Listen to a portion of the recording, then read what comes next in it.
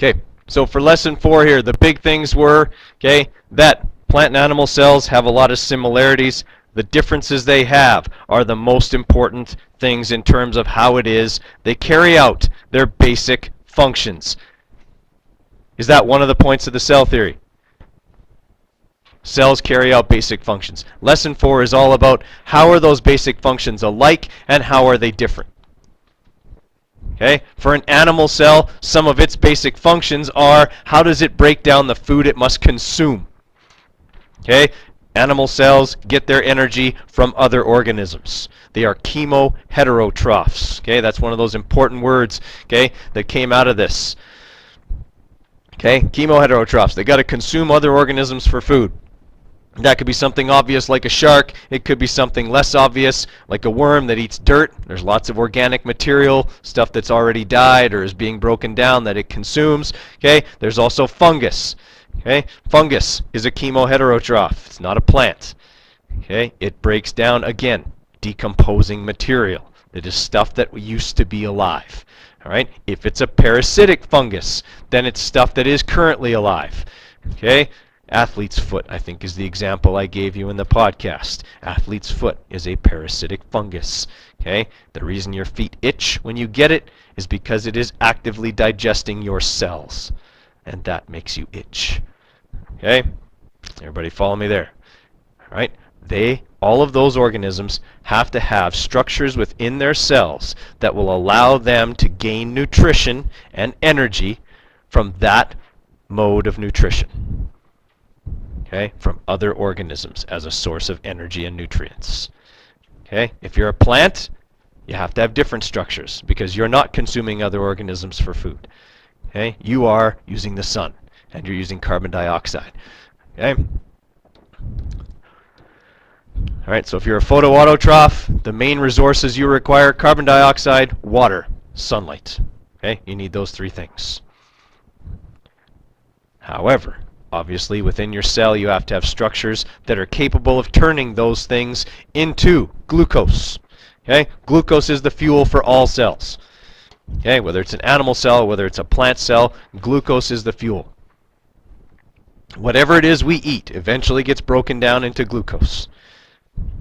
Okay? If you eat high carbohydrate foods or foods with lots of refined sugar in them, that doesn't take very much energy to turn it into glucose. It's already pretty much glucose when you consume it.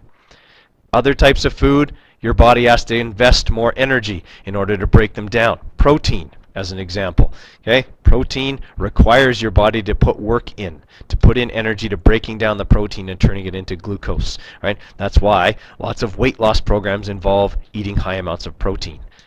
Okay? You don't get as much food energy out of protein as you do out of eating sugars, carbohydrates, and fats. Okay, everybody follow me there?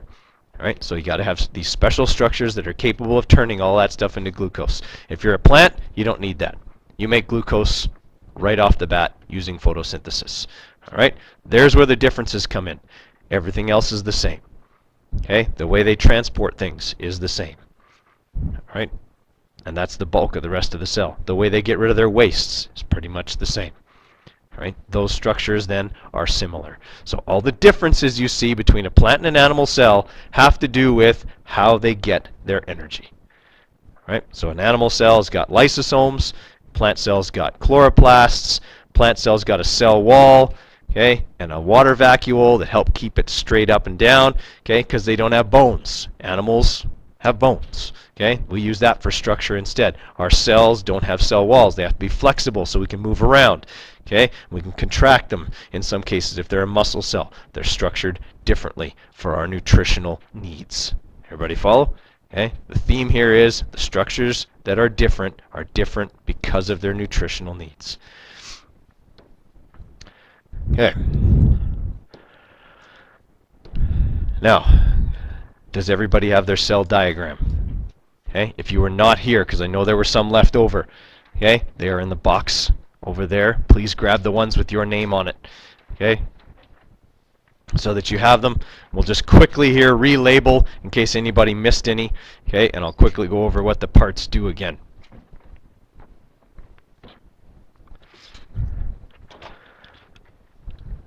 Okay, we'll start out up here. with this orange thing. Okay, this is the mitochondria. Okay, both plant and animal cells have it because it's the organelle that takes glucose, your fuel, and burns it. Doesn't literally set it on fire, okay, but it does chemically break it down step by step, and that process releases energy because in essence it is a combustion reaction. All right, it just doesn't result, okay, in the production of fire, but it does result in the production of carbon dioxide and water, like all combustion reactions do.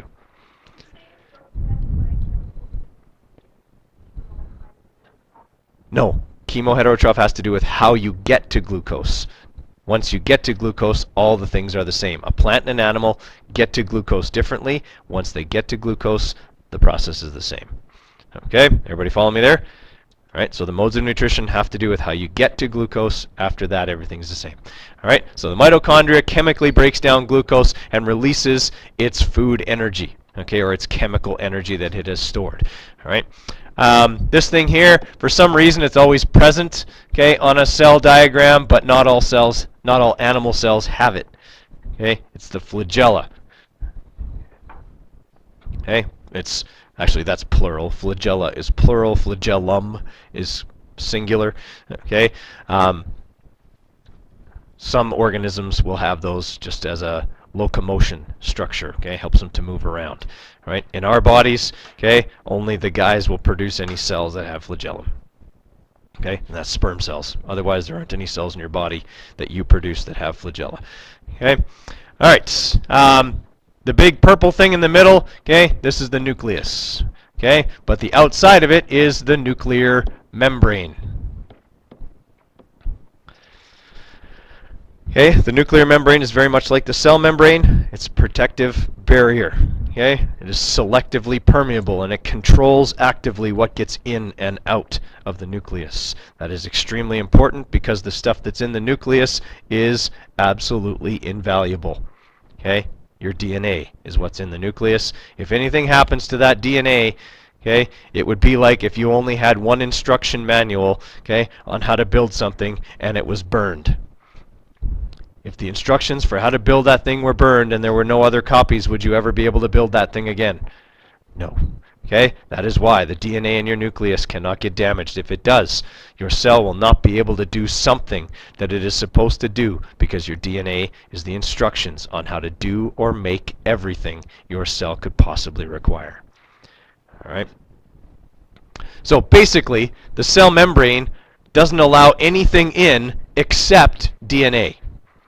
Or genetic material, okay? Because sometimes stuff gets sent out of the nucleus, okay? A copy of the DNA gets sent out, okay? And sometimes that comes back, right? That's essentially the only thing that would ever be allowed in or out of the nucleus. All right, so the middle one here is actually the nucleus. Okay, and this one here in the middle, the darker spot in the nucleus, is the nucleolus. These are the only two structures where spelling is crucial. Okay, because I don't want anyone trying the stunt that always seems to get tried. Okay, and that is, I'm not sure whether that's the nucleus or the nucleolus, so I'll write nucleolus. And then Mr. Coder will take pity on me. No, he won't. Okay, you'll spell it right or you'll get it wrong.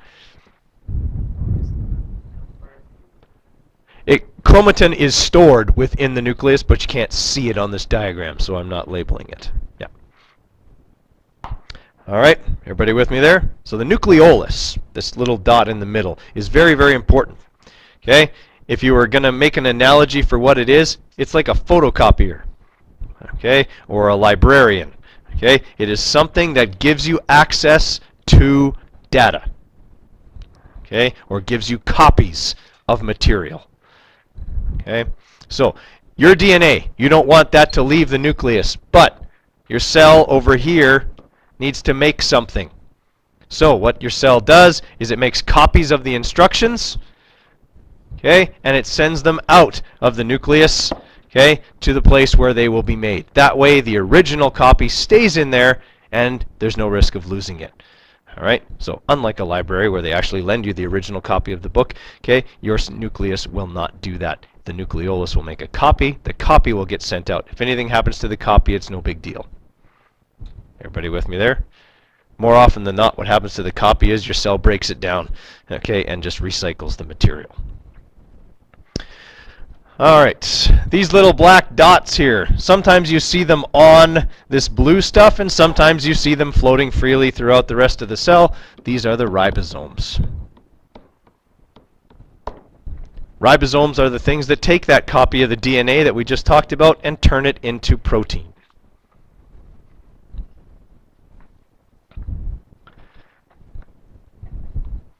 Okay, this stuff here, the blue stuff that's got the ribosomes on it, is rough endoplasmic reticulum. We abbreviate that ER, but it stands for endoplasmic reticulum.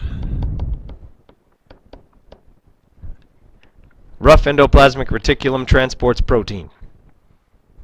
Okay, that's why it's covered with ribosomes. The ribosomes make the protein, the rough endoplasmic reticulum transports it. It's much quicker than allowing it to be transported by floating across the cell to wherever it's supposed to go. Okay. This stuff here that doesn't have the ribosomes on it, okay, is the smooth endoplasmic reticulum, and that's down here at the bottom.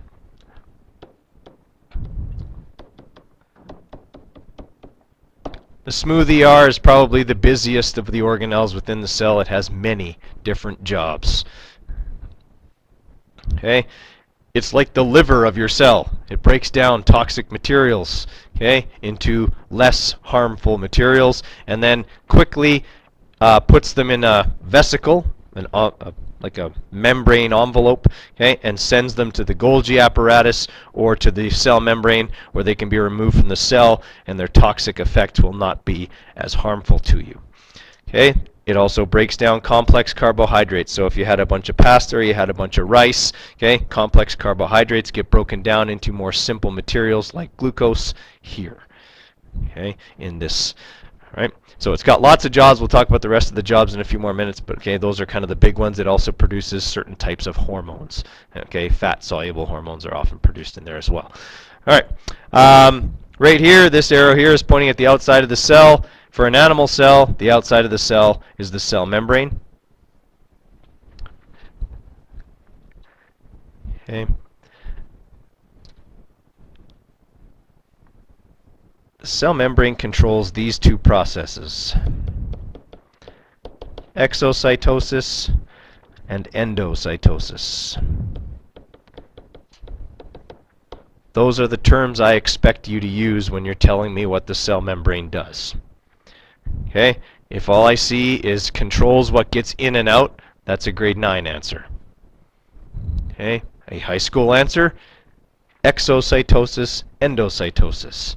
Exocytosis, exiting the cell. Endocytosis, entering the cell. Okay, pretty easy to remember, but those are the technical terms. Okay, your cell membrane is selectively or semi-permeable. Right? That means it can control, for the most part, what gets in or out. Okay? Some things get through no matter what. There are some things the cell cannot stop. Okay? Some things it can. Typically very large things, okay, can be filtered essentially or selected against by the membrane. Okay. For this structure right here, the big orange one, that is the Golgi apparatus. Okay. It prepares material for exocytosis. Okay. It's the garbage man of your cell. It takes waste materials, toxic materials, etc., packages them, and sends them on to the cell membrane. Okay, so it's a very important organelle in that regard. Okay. Also, it has a receiving side and a shipping side. Okay, a cis face and a trans face is what it's technically called. Okay, so material comes in on one side and always exits on the other. Okay, you never have something come in the outgoing side. Okay, this structure here, okay, also the same as this structure. Okay, these are your lysosomes. Okay, animals only. Well, I shouldn't say animals, we should say chemoheterotrophs only. right? Because those are the food digesting organelles of the cell.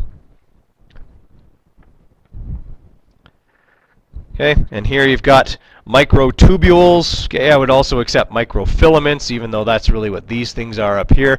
Okay, so we'll write microfilaments up here. Okay, these here would be microtubules. You can see they're a little bit thicker, and they're actually tubes. On most diagrams, it's difficult to tell the difference between the two. So if you think it's one or the other, write down one or the other. I would give you the correct. I would mark that as correct, because on most diagrams you can't tell the difference. Okay. Microtubules and microfilaments are a structural aid. They help to keep the shape of the cell, especially in an animal cell that is flexible. Okay, we don't want it to stretch or twist or anything that could rupture it, and the microfibers and microtubules help to keep it from rupturing because of a shape change. Okay, and then these two structures here, also only present in animal cells, are the centrioles. Okay, the centrioles help with cell division. Okay, what the centrioles do is they move to the two ends of the cell when the cell is about to divide. And then they send out little fibers. Okay, they look kind of like cables. These cables hook onto your chromosomes, and they pull the chromosomes to either end of the cell. They make sure that each new cell has all of the DNA it's supposed to have. Okay, the reason animal cells have these and plant cells don't is because plant cells are rigid. Animal cells are not. So during the cell division process, it's possible that an animal cell could twist, okay, or change shape suddenly, and then both of the cells produced might not get all of the DNA they were supposed to get, okay, which would mean both cells would die. Okay? If you get too much DNA, that's just as big a problem as not getting enough. All right, either way, you're going to have problems. All right, give you an example. I think I gave this example in the podcast, but Down syndrome, okay, is caused by having too much DNA. Instead of having 2 copies of chromosome 23, you have, or sorry, of chromosome 21, you have 3. Okay, and that causes some pretty serious effects, okay, for someone with Down syndrome. Obviously, they have quite a bit different stature, okay, growth, okay. There's often problems with internal organs later on. Well, later on in life, typically people with Down syndrome don't live as long. They'll live to be 40 or 50, okay, but their organs tend to fail earlier, okay, than a normal person's would, okay, just because there's these genetic issues with having too much DNA, and then there's obviously all the other neurological kind of developmental problems associated with that as well. Okay. All right. And then you've got these two structures here. They look like the lysosomes, except they don't have anything in them. These are the peroxisomes. Okay. The peroxisomes are essentially full of digestive enzymes. They've just not encountered any food particles yet. Okay, they would become a lysosome when they encounter food particles. Questions on that? Okay. All right, for the plant cell, okay, obviously if it's got the same structure, the structure does the same thing in the plant cell. Okay, a mitochondria does the same job in a plant cell as it does in an animal cell. Okay, so we'll quickly go through this. Okay, mitochondria burn sugar for energy. Okay, ribosomes still make protein. Okay, the chloroplast here, that's new. What does the chloroplast do? Okay, yeah, it does result in some of the green color for the plant, but more importantly, what does it do, Drew? Right, it converts sunlight into glucose, specifically chemical energy. That's the process of photosynthesis. Okay, really, if I label that on a diagram, that's what I want to see as the function. If you write just photosynthesis, I'm good with that. That's what the chloroplast does. Okay, its sole function is to carry out photosynthesis. Okay. All right, here Golgi apparatus, same job as in the animal cell. Okay, it processes and transports wastes out of the cell.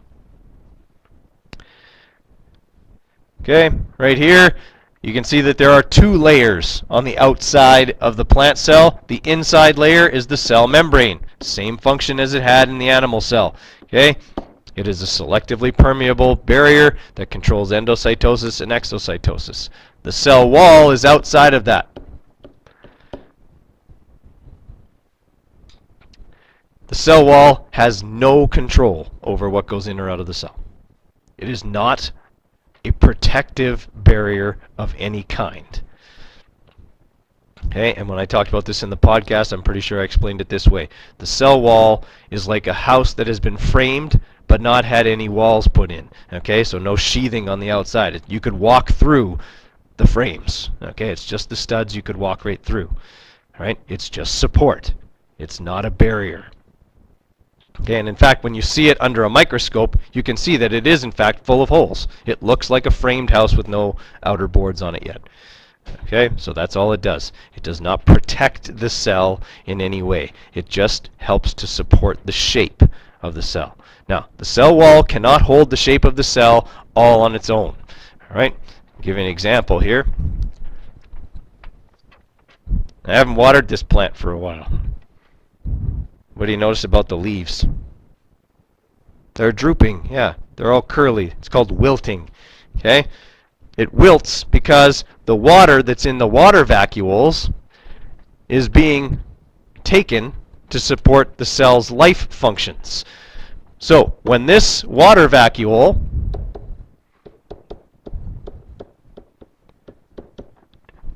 starts getting drawn upon to support the cell for water, it no longer supports the cell structurally. And the cell wall can't do it on its own, so the plant begins to bend. Okay, it wilts, it gets kind of limp, okay, and then if you water it, it'll perk right back up again. Because once you water it, the water vacuole will fill back up with water. When it's full of water, it pushes everything else in the cell against the cell wall. All right, it's the same thing that would happen, when you blow up a balloon. At first, it's very, it's very hard, right? It's very firm, but if you leave it for a few days, right, it starts to get kind of flaccid. Okay, you guys know what I'm talking about, right? It starts to get wrinkly and whatever. Well, it's the same idea here. Okay, if that water vacuole, it doesn't have enough water in it, then the plant begins to wilt and get limp like that. You fill it back up, it'll come back. Caroline.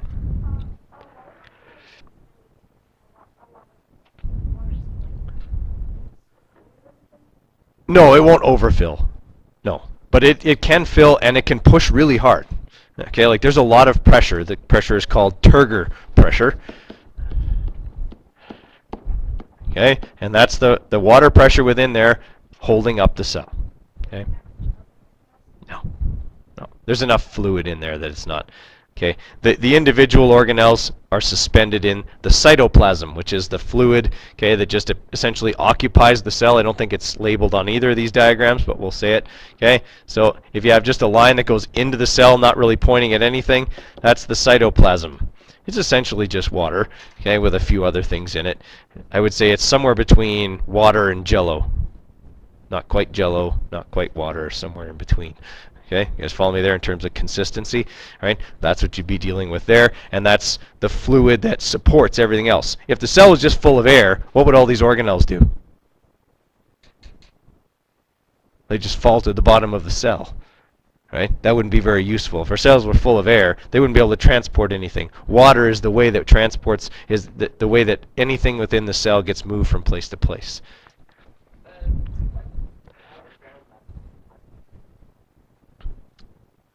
How would it drown?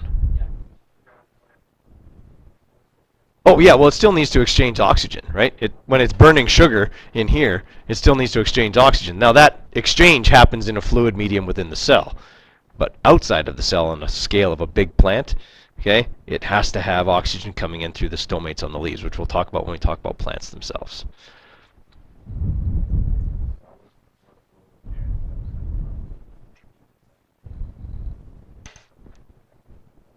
Oh yeah, this is all like theoretical now. If it was full of air, there'd be a lot of other problems for certain. Yeah. Okay. The fact that it is full of fluid is what makes all life possible.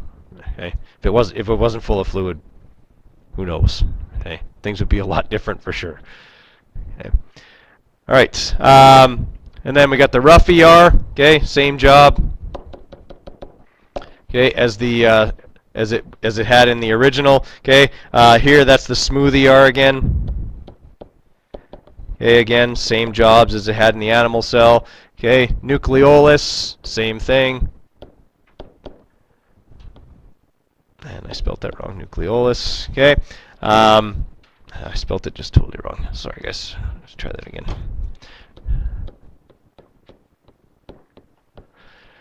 Okay, this is the nucleus. Obviously, it's full of chromatin or DNA, and then you got the nuclear membrane. Okay, on the outside of that.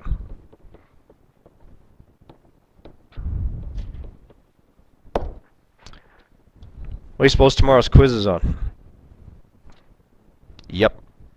Structures and functions. I posted the picture already. Okay, you'll want to have a look at that tonight. It is not this picture. It is not the animal cell picture. It is a picture of another cell. Okay, you will have to extrapolate a little bit.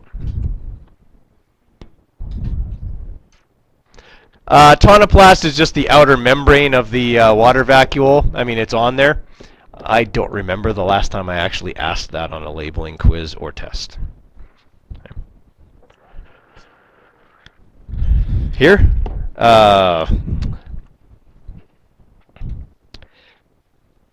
I'm forgetting their technical name. It's a way for two plant cells to exchange cytoplasm. It enables them to share nutrients. I'm totally drawing a blank on the name, but it's not. The reason I have it blocked out here is it's not something you guys have to label. Okay, any other ones there, guys? True. Plasmodesmata, there you go.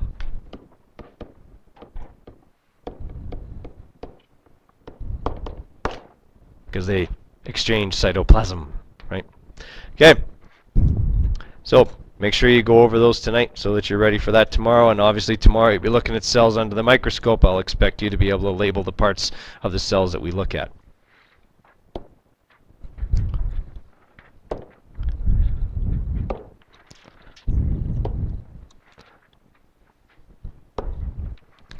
Okay, so quickly here, going to just quickly review the parts of the cell and what they do, and I want to get to the cell transport stuff because that's probably the most important part of this lesson, and that's the part that we did not get to before. Right, Alexis? All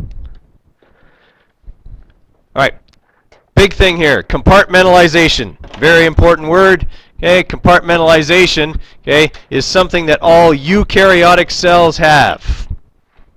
Your cells, all of them, are eukaryotic because they have internal divisions. They have a nucleus, they have mitochondria, blah, blah, blah. Okay? A prokaryotic cell is like a bacteria.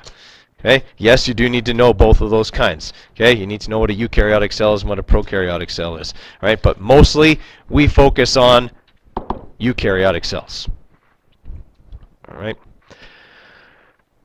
So, the big thing here, having different environments that allow the cell to perform different metabolic functions not compatible at the same time. Okay? A lot of the things that go on in your cell do not work well together. All right? That is why they are done in separate organelles. Okay? The environment in which your food is digested is not a good environment for you to store DNA in. Okay? The environment that your food is digested in is not only acidic, okay, but it also contains enzymes that are fully capable of breaking down any cellular material, all right, including DNA. Because what's your food made out of? Well, cells, right? So your body has to have something in it that's capable of breaking exactly the same stuff that it's made out of down, right? So you wouldn't want to have the entire inside of the cell, the environment of the lysosome, because it would destroy the rest of the cell, okay? And in fact, that's how a cell will destroy itself. Okay? Occasionally cells will do that. All right? If a cell detects that it's not functioning properly, the first thing it does is rupture the lysosomes. Then all that stuff gets out into the rest of the cell and kills it. Okay? All right. So compartmentalization, okay, like we said, allowed cells to become larger because as you get more efficient and you do things better, you grow faster and you grow bigger. Right? So eukaryotic cells, okay, this is an example here. That's only part of an animal cell. Okay, way bigger than this bacterium, which is a prokaryotic cell. Prokaryotic cells do not get very big because they don't have any organelles, they're not very efficient, okay? And you'll never see a multicellular prokaryote because without compartments, you can't become specialized. And specialization is the key component of being multicellular. All right? Viruses, not even a cell. They're even smaller. All right, so it gets you some idea. Okay, a virus is less than half a micrometer in size. All right, this bacterium could be a micrometer to 2 micrometers.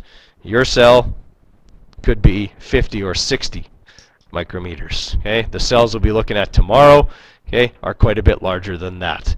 Okay, the amoeba and the paramecium and all of that, they are several hundred micrometers across, so they're easy to see, easy to find.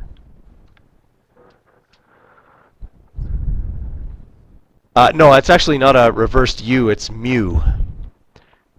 Mu is the Greek letter M. We already used the English letter M for millimeters, so we needed a different alphabet to get another M. That's mu, stands the Greek letter M, so it's micrometers. Okay, so if you just go UM, I'll know what you mean. Okay, okay, it's a U with tails. Okay, that's essentially what it is. All right. So DNA, okay, DNA is in the nucleus, right? Exclusively where you would find it.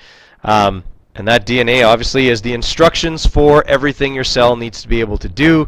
Okay, it is a complete set of instructions for building and maintaining you. Okay, if I had a cloning machine, I could take the DNA from essentially any cell in your body and make a copy of you. All right. Now, that DNA, like we said, has to be protected.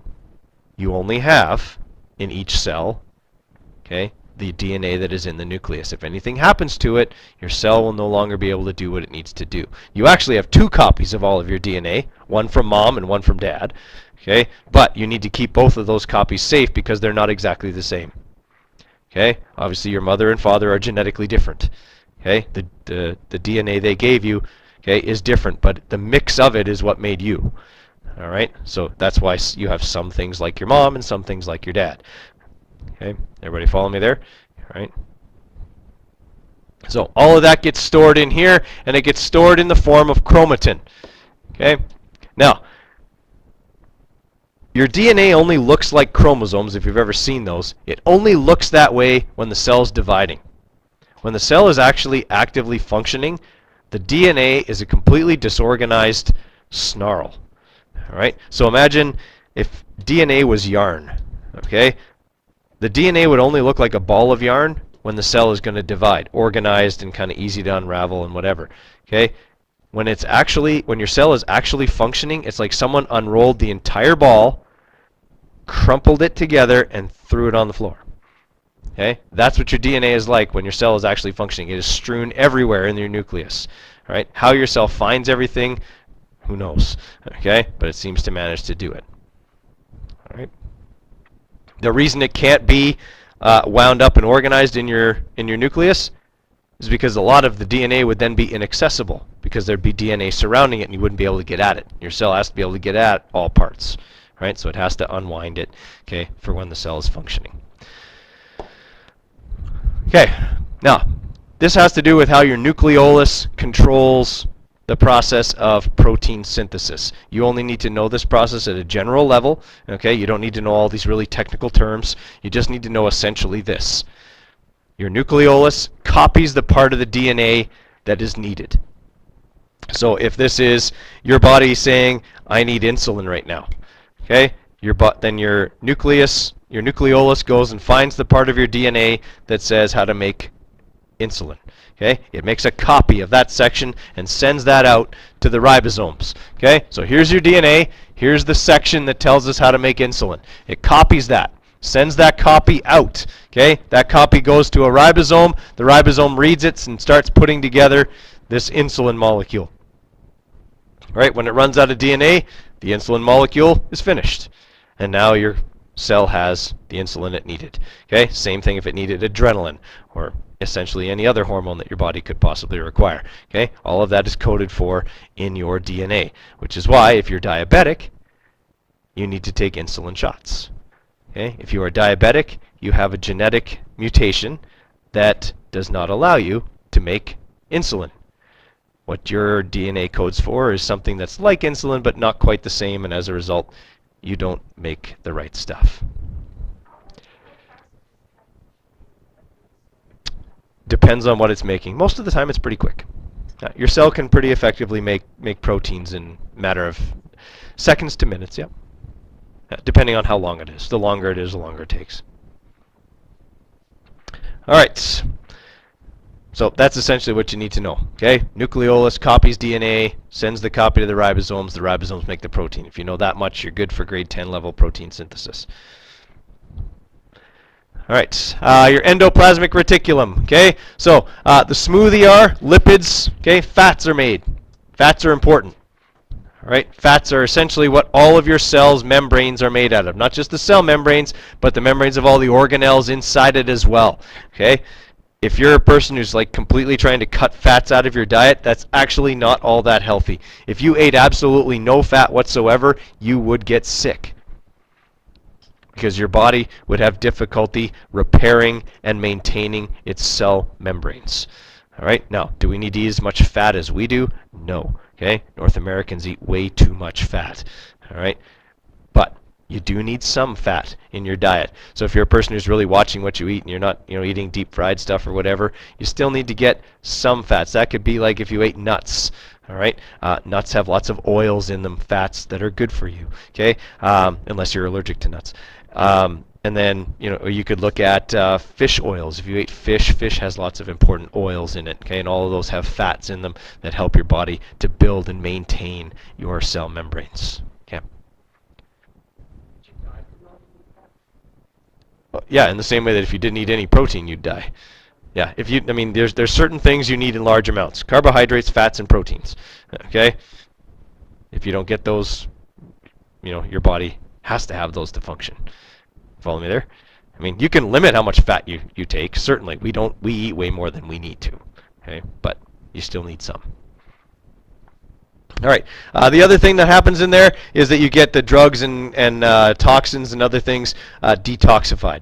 All right. So if you were, let's say, if you got like salmonella or something, you got a bacterial infection. Okay, bacteria make you sick by producing toxins. Okay, and your body has to break those toxins down. Okay, and so this would be part of where that would happen if you if you went out drinking or something like that. Not that you guys would do that. Okay, but if you did that, this is the part of the cell that's responsible for breaking down the alcohol, okay, and getting it out of your body. Now, the cells in your liver have more smooth ER than any other cell in your body. That's why your liver is primarily the spot where stuff is detoxified. Okay, everybody follow me on that one? All right, so that's the job of that. Okay, there's also some hormones produced there. Okay, and it's very quick to get outside of the cell, okay, from the ER. Now, under an electron microscope, you'll never see this with the light microscope, okay? But under the electron microscope, this stuff here is the rough ER, because you can see the dots on it, okay? And it's also much more organized. That's the rough ER. So those little dots are the ribosomes. This over here is the smooth ER. You'll notice there are no ribosomes over there, and the stuff just kind of coils all over itself. All right, smooth ER's shape is very random, whereas rough ER's shape, okay, you can see here, is quite a bit more organized, okay, and tiered, whereas the smooth ER, like I said, is just kind of everywhere. It just looks smooth compared to this stuff because it doesn't have the bumps on it, right? Like here's all the bumps. This doesn't have any bumps, so it looks smoother by comparison. All right, so if on a test smooth ER was labeled and you were asked to give the function, one of the 4 functions would suffice unless you were told to list all 4. Okay? And like we said, the rough ER's job is to transport proteins. That's why it's covered with the stuff that produces proteins. Okay, lipids, like we said, they're produced in the smooth ER because the smooth ER is essentially in contact with all parts of the cell, and all parts of the cell need fats because they're made of membranes and they need to have their membranes repaired and maintained. Okay. Okay, Golgi apparatus, like we said, its main job is to get rid of the waste products of your cell. Now you can see in this electron microscope picture here, okay, this is the receiving side over here. You can see everything is very small, But when it leaves this side, everything is in these vesicles.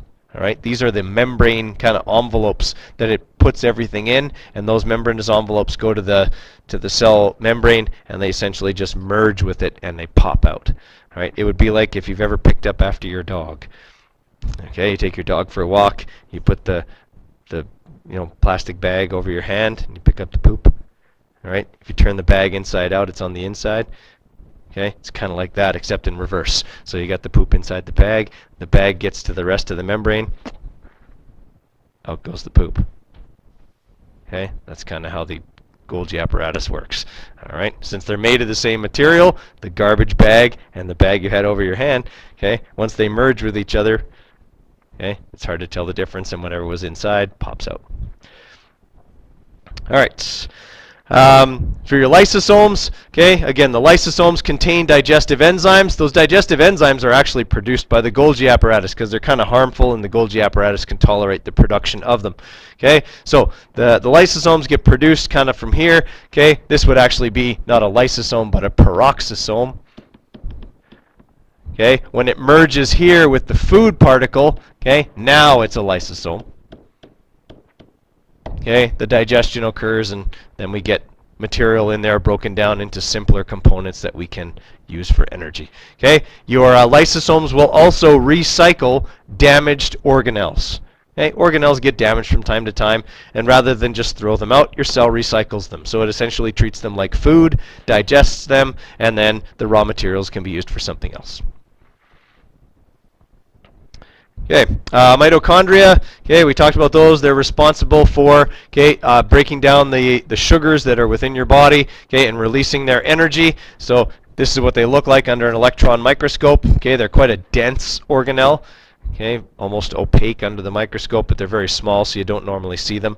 All right, but again, they've got a definite layering inside, and that increases the surface area, okay, that's available. If this was just hollow, it wouldn't have the same surface area as this does. Okay, it would just have the inside, okay, layer, but because it's got these folds, it has even more area over which to carry out its functions. Okay, and that makes it very, very efficient. It also has a double membrane that effectively insulates the rest of the cell from the high temperatures that are produced, okay, when the mitochondria is burning sugar. All right, if you've ever run a fever, these things are running hotter than normal. Okay, they burn a lot more sugar than normal when you have a fever, and that runs up your temperature. Okay, if you're working out, okay, or you're running or something like that, the mitochondria obviously have to burn more sugar to maintain that physical activity, and again, you get hot and flushed, and okay, and your body has to cool itself. All right, but all of that comes from the millions and millions of these, okay, that are present in your cells. Okay, the chloroplasts, okay, they've got the chlorophyll in them. Okay, chlorophyll is a pigment we talked about in the chemistry unit that when light strikes it, the electrons within the chlorophyll gain energy, they become excited, and they move away from the nucleus. And then when the sun goes away, those electrons fall back down closer to the nucleus, and that energy is released. That's the energy that's used to make sugar. Okay, the energy released by the falling of the electrons back towards the nucleus is essentially what's used to make sugar molecules, okay, within the plant cell. All right, so this is where carbon dioxide, water, okay, produce sugar and oxygen right in here. All right, again, there's a double membrane on there because it's a volatile reaction. Okay, the rest of the cell needs to be protected from. Now, these you will see when we look at plant cells. Okay, they're quite obvious. They're a fairly large organelle, and they're usually near the outsides and corners because obviously that gives them better access to light. Okay, the chloroplasts can actually be moved within the cell. Right, so the cell can actually push them to one side or whatever within the cell, okay, to the side that's getting the most light. Okay, cell membrane. Right, your cell membrane looks like this. It's not. A lot of people picture it like a plastic bag, but it's not. Okay, it's full of a whole bunch of things, mostly fats. Okay, and that's what this white and yellow stuff is. But there's also proteins and sugars and things like that that are all part of this membrane. Okay, and we actually call it like a they call it a fluid mosaic. And mosaic is kind of a mixture of many things if you've taken art. Okay, it's a mosaic has lots of things in it. Well, a cell membrane does, and it's fluid. So that means it can change its shape. Things can change positions within there. Okay, so it's a fluid mosaic. It's a lot of things in a fluid medium that can move around and change its shape and do whatever. All right, so it's not the rigid kind of barrier we envision it. It's actually quite a bit more complex than that. All right, and there's lots of things embedded within. Okay, some of these proteins actually are like antennas, and they receive signals from the rest of your cell, like hormones. Okay, and some of them are transport proteins. They allow things to get through the membrane. They open and close. Okay, and allow stuff to get in and out. Yes. When a cell, certain cells make hormones and some cells don't. So let's say your adrenal glands, they make adrenaline, right? They're right on top of your kidneys, right? They produce adrenaline. The adrenaline goes to the rest of your cells. That's cell communication. Okay? So usually the cells communicate through chemical signals. Yeah? And these are like antennas that can receive those chemical signals. Now, the weird thing about that is, unlike your car that only has one antenna and can receive many radio stations, your cell has to have an antenna for every possible signal it could receive. All right? So it can't just have one antenna. It's got to have an antenna for every signal it could receive. All right? That's why the cell membrane looks the way it does. All right? A lot of these things are simply receptor proteins that are waiting for a certain chemical signal. Okay, cell wall. Okay, this is what the cell wall on a plant cell looks like. And like I said, once you see it this way, it's obvious it's not a barrier. Okay, it's hollow. It's full of holes. It's a frame. Okay, it's only there to keep the shape of something. It's not there to keep anything out. Okay, the water vacuole. The water vacuole is very simple. It's simply a water-containing membrane. Okay, and the more water it can put in there, the better the cell can support itself. Okay, the centrioles, they're only present again in the animal cells. Okay, as the cell begins to divide, okay, they put out these little fibers that grab onto your chromosomes. That's what these things are here in the middle, and they pull them to each side of the cell, making sure the cell gets the right amount of DNA. Okay, and then microfibers and microfilaments basically just help the cell stay intact as it changes shape. All right, so here's the stuff you guys didn't get to. Okay. Transport within the cell. No. Did you get to osmosis? Okay. All right. So diffusion, guys. Diffusion, very simply, is the most common form of cellular transport. Okay. Essentially, everything is transported using this process by default, because it's a naturally occurring process that requires no energy. All right. Things always move naturally by diffusion. They always move from an area of high concentration to an area of low concentration. All right. And I think if you watched the podcast, you heard me say that it was a lot like a fart. Okay. If someone farts and they're right next to you, you know it because the smell is very strong. Okay. But if you're on the other side of the room, you may not ever know, because by the time the fart molecules get to you, they are so diffuse and so much less concentrated than they were for the poor guy that was right next to the person who farted, okay, that now you don't even notice it. Okay, that's diffusion. Your cell moves stuff by that process. Now, you might think, well, why? If it can't transport a fart smell across the room, what good is it to a cell? Well, across a room is a long way. Okay? Across a cell is tiny. Diffusion works great over small spaces, right? Because it doesn't have much of a chance to really spread out across the space as small as a cell. Okay, so diffusion is fine as long as the cells are very, very small. If cells get too big, diffusion isn't any good. Okay, that's why there's an upper limit on the size of cells. You never see a giant cell sitting in a desk. Okay, you're not going to see an amoeba, okay, sitting right here looking to eat somebody. It's too big. Okay, a cell can't transport material by diffusion over that big a space. Okay, we don't transport material by diffusion over that distance, do we? Okay, we use our blood. We use an active transport system. Okay, we pump blood actively from place to place within our body to transport over large distances. We don't rely on diffusion to do it. Okay, if you relied on diffusion to transport material from your stomach to your brain, you'd die. Okay. Well, you'd have to be a lot smaller. But I mean, if we were the size we are and used only diffusion, it wouldn't work. Okay? It's too far. It's too slow. All right, but like we said, all those knocks against diffusion, it does have one thing going for it. It's free. Okay? It requires no energy from the cell, and over small distances works just fine. All right?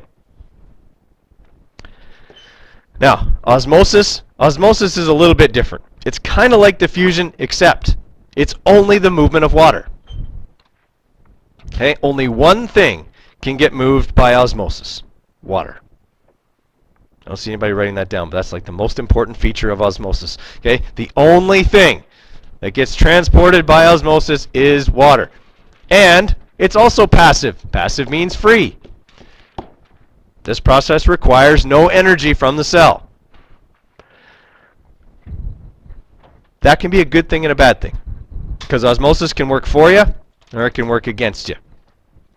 Most of the time your body sets it up so osmosis works for you. Okay? Osmosis always tries to seek a balance on two sides of a membrane, so essentially inside of your cell and outside of your cell. If I was to take one cell from your body and put it in distilled water, it would pop. Because inside the cell, there are salts.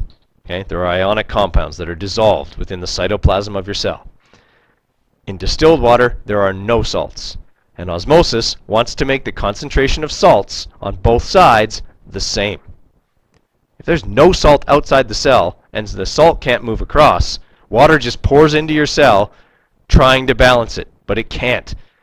So your cell just keeps getting bigger and bigger and bigger until the cell membrane can't take the pressure, and then it pops.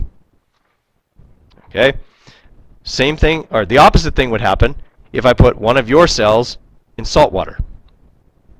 Okay, so if I took a cell out of your body and threw it in a beaker with ocean water in it, your cell would shrivel up. All right? Because there's way more salt outside of it than there is inside. So the water rushes out of the cell trying to balance all the salt that's outside. But there's way more than that cell could possibly balance. So it just sucks it dry. Ever poured salt on a slug? Okay, you don't have to admit it. Okay? But you've seen what happens. Okay? And the reason for that, cells don't have, or slugs don't have a skin like we do. There's basically just wet cells on the outside. And so when you pour salt on them, all the water tries to come out of the cells of the slug to balance the salt you put on them. So they shrivel up. Okay? It's osmosis that kills them. We can't control osmosis. Your cells just do it. All right? It's a passive process. We have no control over it. All right? So if you're stranded in the ocean, okay, and you're looking at that ocean water going, I'm so thirsty. I'm just giving up. I'm just going to drink that. Okay? You'll die. Because as soon as you bring in all of that salty water, your cells have to get rid of that salt. Where do they get the water to do that? From your cells. So it actually actively sucks the water out of your body. You would live longer by not drinking any ocean water than by drinking it. Okay? You'll die quicker by drinking the ocean water. You'd actually be better off for the first couple of days to drink your own urine as opposed to drinking the ocean water, because it has less salt in it than the ocean water does.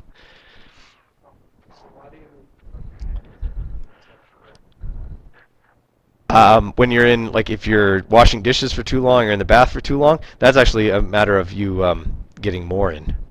They get actually kind of soggy. So even though it looks like they're desiccated, they're actually overhydrated. Yeah.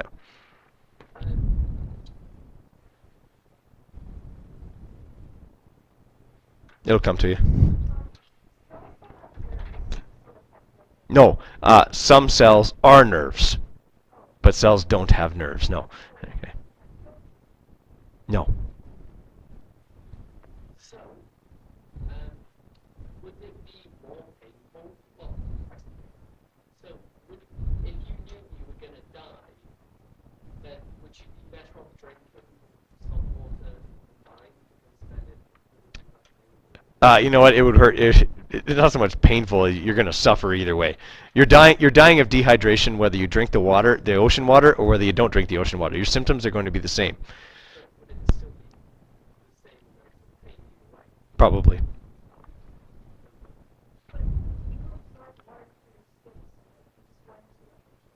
you don't absorb water through your skin. Not significant amounts. No. Okay. Our skin is different than a slug. If I threw a slug in the ocean, they'd shrivel up.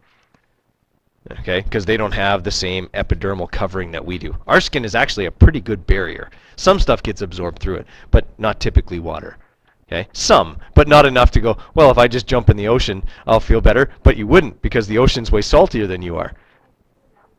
You would cool down. Yes, you would feel cooler.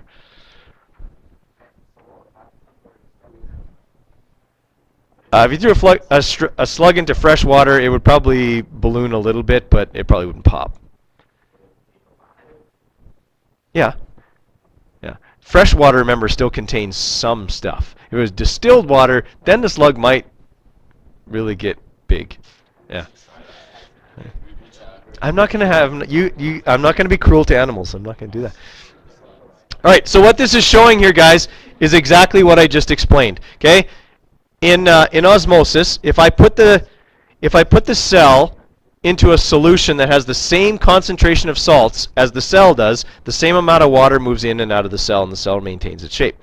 If I put it in what's called hypotonic conditions, that means there's no salts outside of the cell, then water, okay, moves into the cell to try and balance all the salt that's in there. Right? That eventually leads to the cell popping. If I put it in hypertonic conditions, that means there's lots of salt outside the cell. So water quickly moves out of the cell, trying to balance the salt, but it can't, and the cell shrivels up. Right? The key thing here is the salt doesn't move. Only the water does. The water tries to make the salt concentrations equal on both sides of the membrane. That's what osmosis is. The movement of water in order to balance salt. Okay? But it's only the movement of water. All right, and in Bio 20 or Bio 30, you'll actually do this experiment here, okay, where you have this U-shaped tube and you'll have a piece of sausage casing. All right, sausage casing is made of intestine, by the way, if you didn't know that. Okay, so it's a thin layer of cells, and you put it across, and you put salt water on one side, and you put like fresh tap water on the other, and you'll find that over the space of a few hours, the water level changes. Okay, and you get water moving from the less salty side to the more salty side until both concentrations are equal. All right, so you can see here that a few hours later, okay, there's more water on the salty side, but the amount of salt concentration, sorry, would be the same. All right, now there's more salt over here, but there's also more water. Okay, and now the concentrations are equal. All right, so that's what osmosis is always trying to do. Okay, and the other type of cell transport is active transport. Active transport is exactly like it sounds. Your cell is actively doing something. It doesn't just happen. Now your cell has to expend energy to make this process go. All right, so active transport is pumping.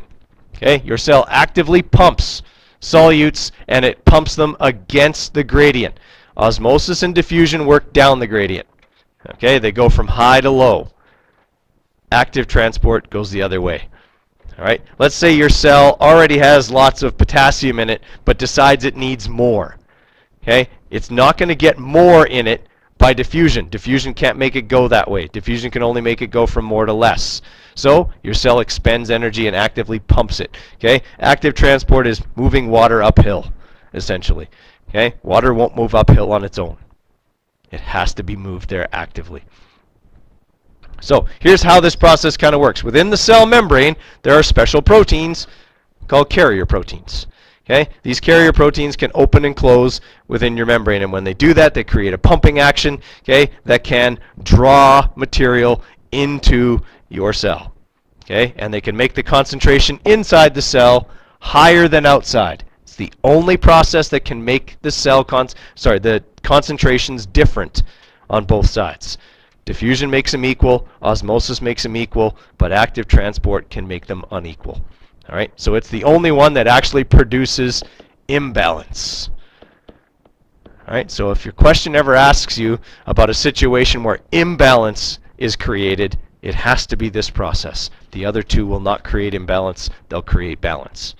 All right, so they actually work against this. Your cell expends energy to do this, and then the other two processes try and undo it all the time. Okay, so your cell actually has to continually expend energy to keep this process going. All right. Okay, so yeah, make sure you got this part here about uses energy, actively pumping, creating imbalance. Okay, those are kind of the key points of active transport. Jack, question? Or just stretching? Okay, exocytosis. I talked about this just briefly when I was talking to you about what the cell membrane does. Okay, so the cell membrane, when it's transporting material out of the cell, this is called exocytosis. Now I was telling you, if you've ever picked up after your dog, okay, you've got the poop in the bag. It's kind of like this, okay, and as that bag encounters the garbage can and you let go of the poop, okay, the poop flies out.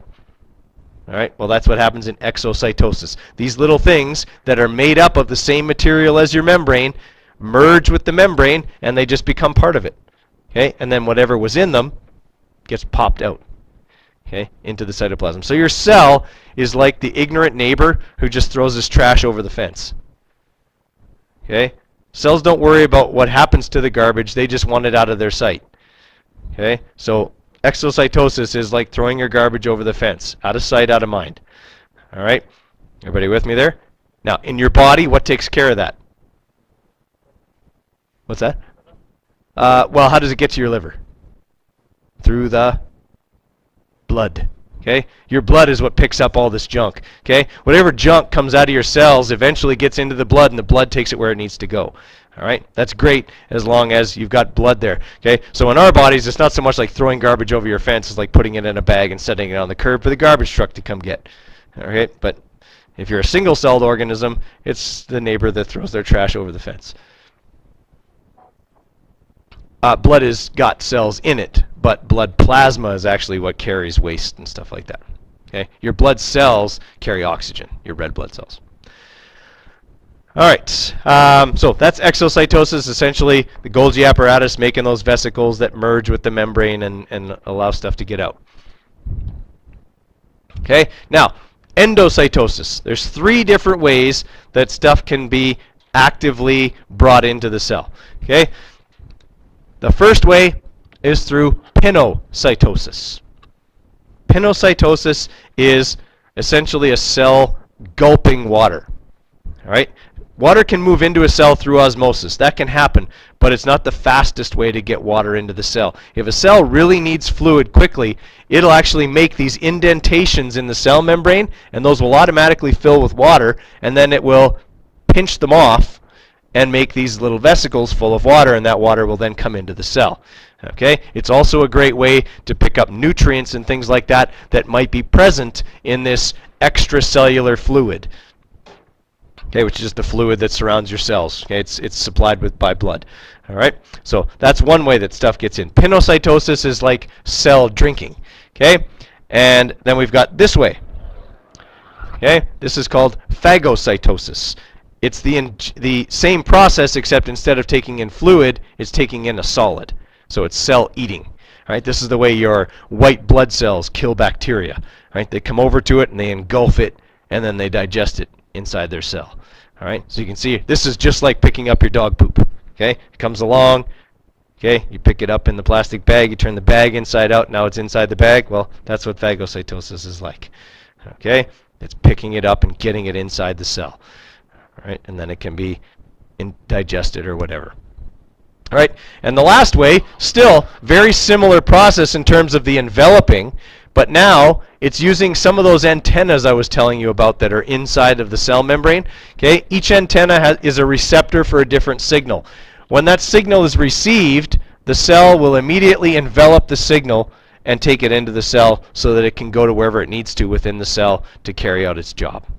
Okay, so that's receptor-mediated endocytosis. Okay, very specific process, right, that only takes in essentially one thing.